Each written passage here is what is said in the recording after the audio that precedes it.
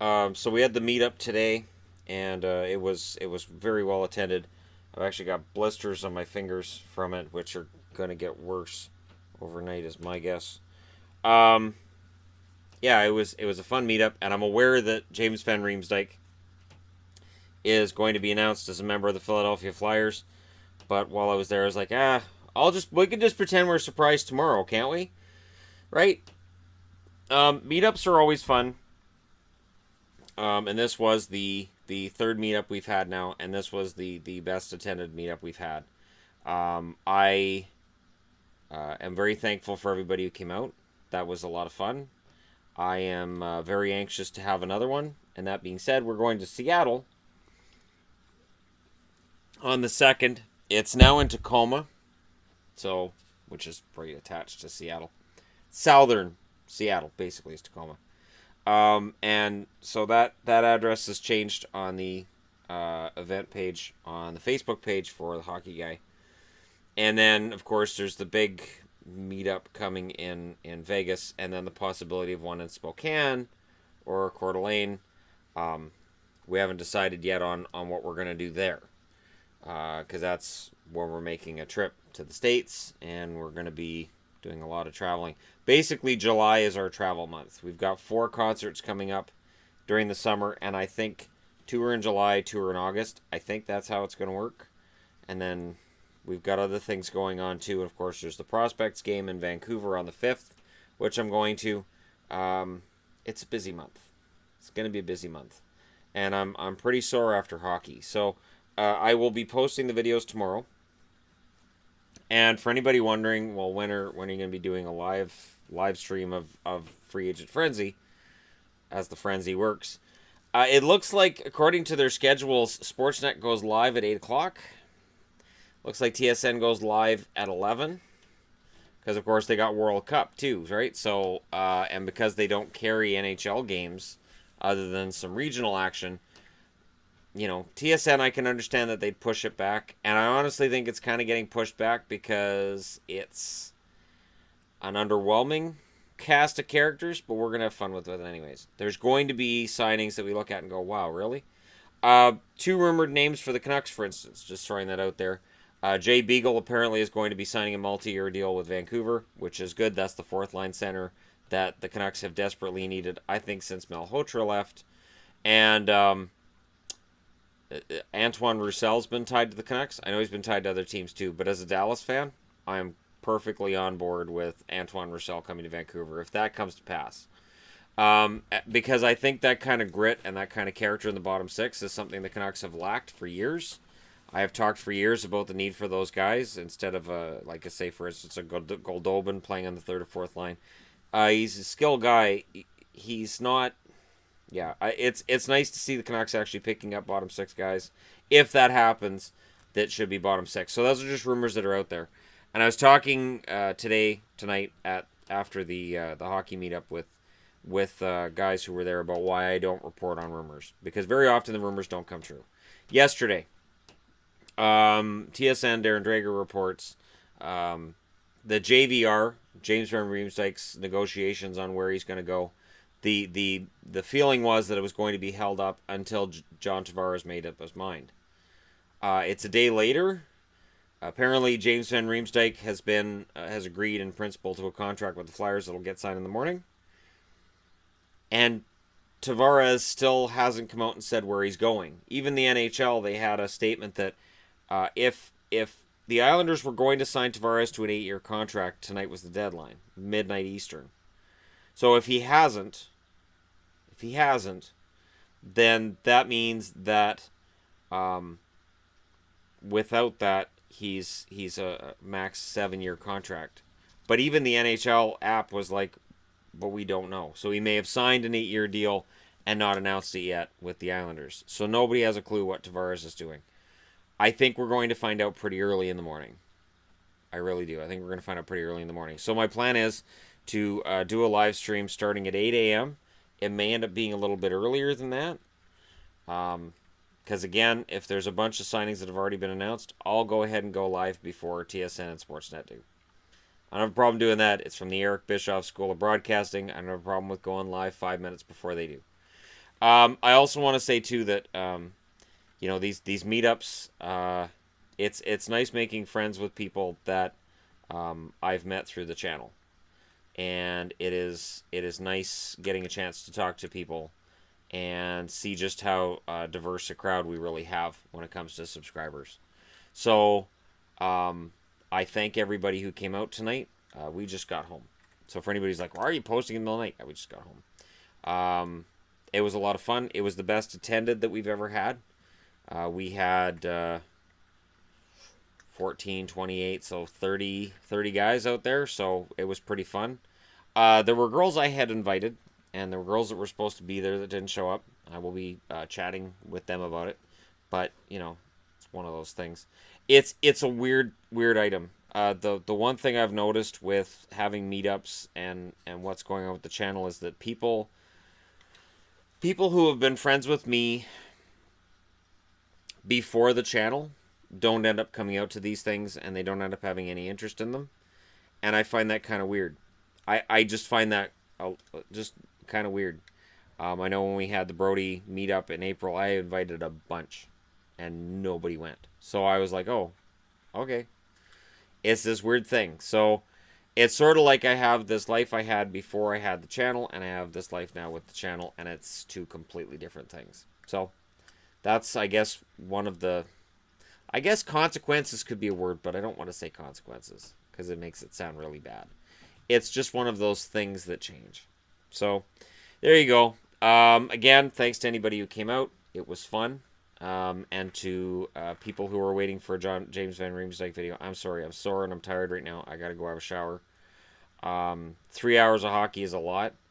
And I don't know that I was trading off as often as I probably should have been. I know that I played a lot. And I know one thing that I learned about myself again today is that even when I go, you know what, Shannon, just go down to the other end and score a goal. Just get in front of the net, get a goal. Because your team's struggling for goals and you got to get a goal. As soon as that ball is cleared and goes the other end, I have to get back and play defense. I cannot be a forward.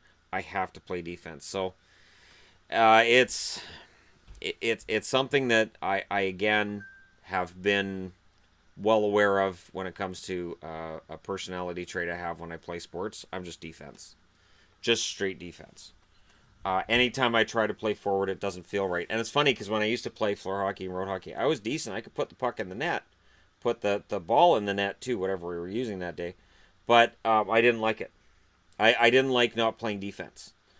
So unless we were playing 3-on-3 in a gym, so a small gym and you're playing 3-on-3 where it's, everybody can be a forward and a defenseman and it's fine, then I could score a ton of goals. But yeah, I don't like not playing defense. I don't feel right.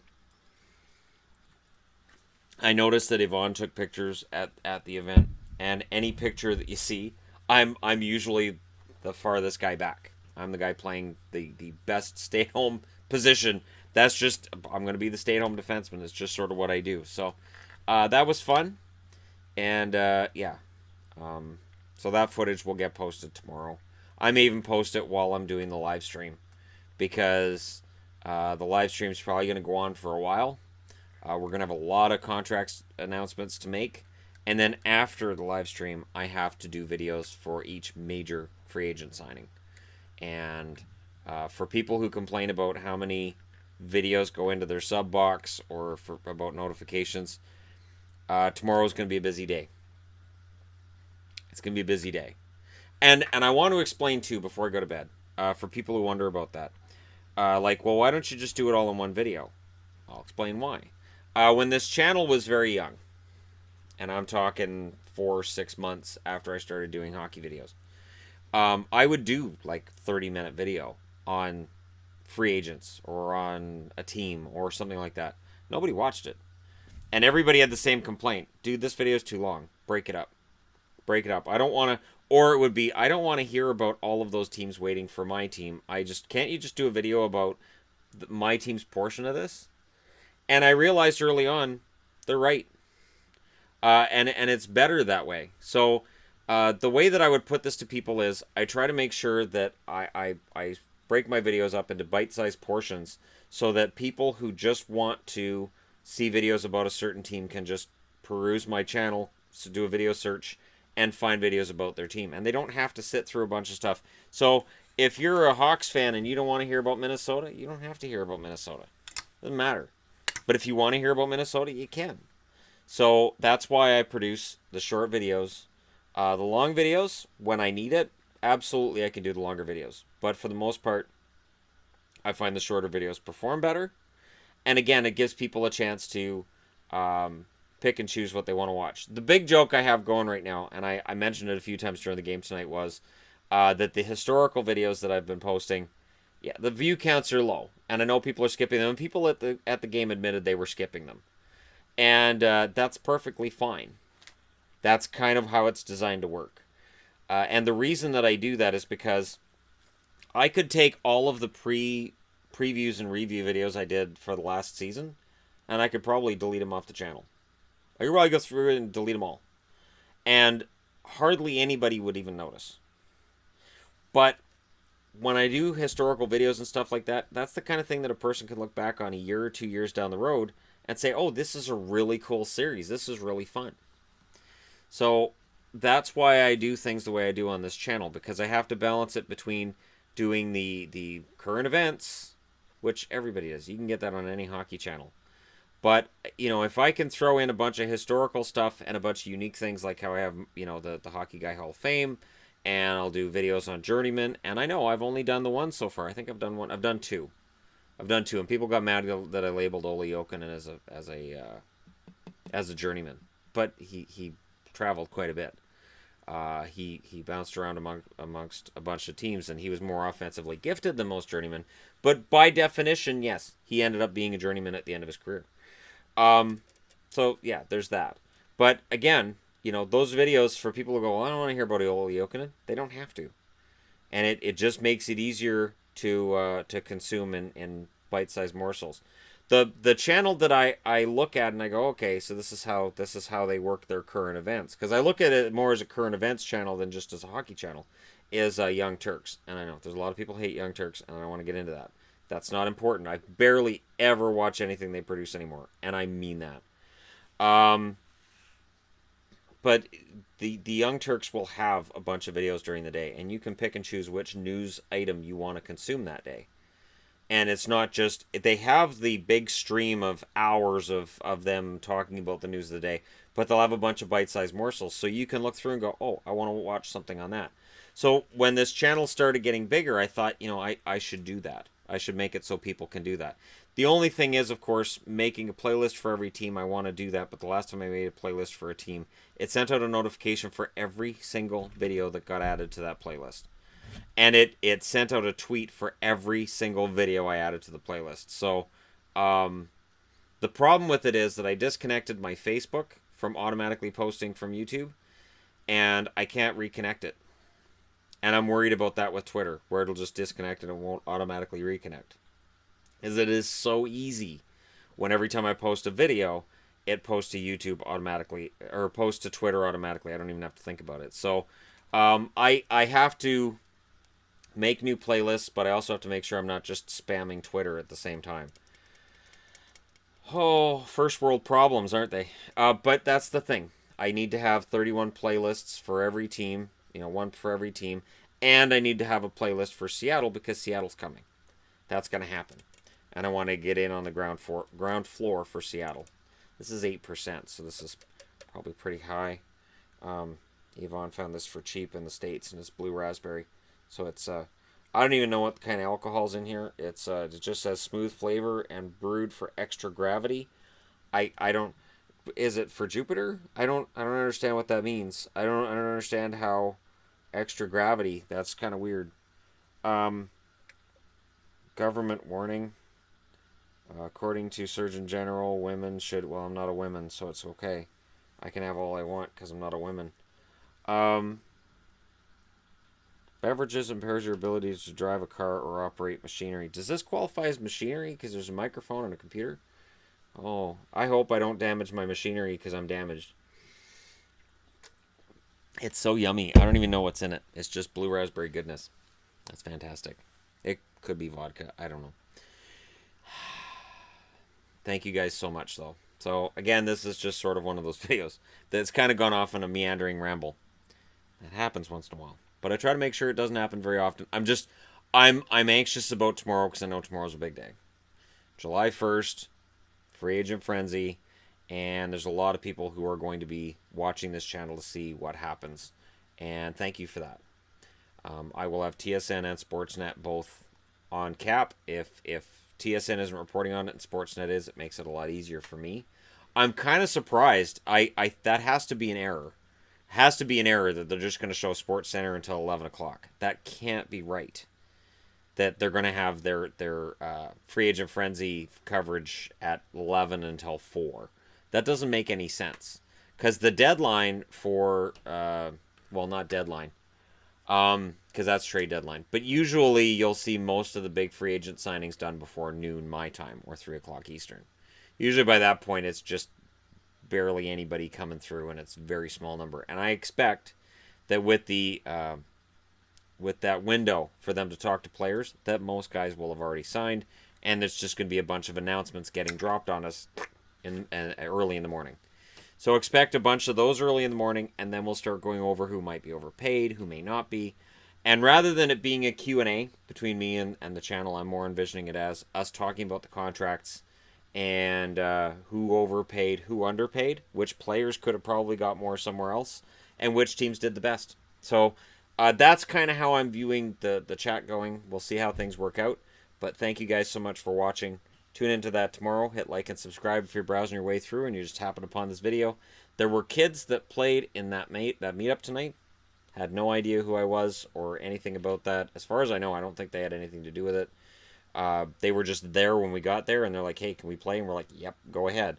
So maybe I picked up subscribers there. I don't know. I don't know if anybody actually told them who I was or what was going on or why we were doing this, but it was a fun night. So for those who came out again, I expect to see you guys at the next one as well.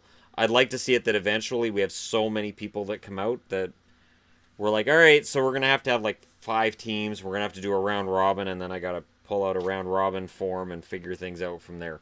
I honestly think that would be a ton of fun too. So anyways, that's a ways off. We're not there yet, but hey, we'll get there. Thank you guys so much for being a part of this. And for tonight's action, I wore my Ryan Kessler jersey. Because I thought, if I'm going to get run over, I might as well wear a Kessler. And I also thought, there's going to be a lot of Canuck jerseys there. And then there weren't. That's the funny thing. There weren't at the start. Eventually there were.